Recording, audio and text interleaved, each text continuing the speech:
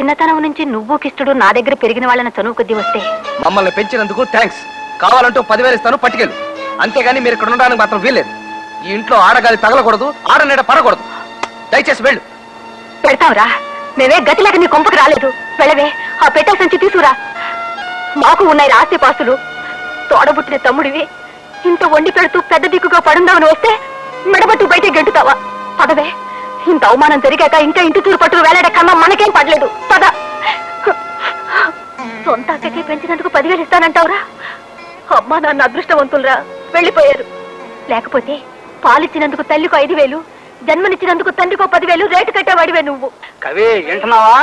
కవిరాజులంటే అట్టా ఉండాలయ్యా. ఆలంతా సప్పట్లు అదిరిపోద్ది. ఊగో. ఆ పాత్ర కూడా ఇరికిస్తానండి అయ్యా. అడ్డమైన పాత్రలన్నీ ఇరికించడమేగా నా పని.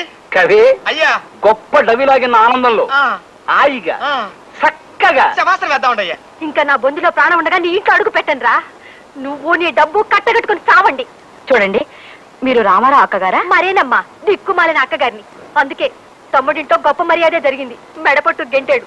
అతను గెంటితే గెంటాడు. మీరు మా ఇంట్లో ఉండండమ్మా, ఓ వాటా ఖాళీగానే ఉంది. వద్దులేమ్మా, నేను మా పిల్ల ఏ కాశీయో రామేశ్వరమో పోయి అడుక్కు తినైనా బతుకుతాం, కానీ ఇలా అభిమానాన్ని చంపుకొని వీడింటి ముందు మాత్రం పడుండం. పదవే.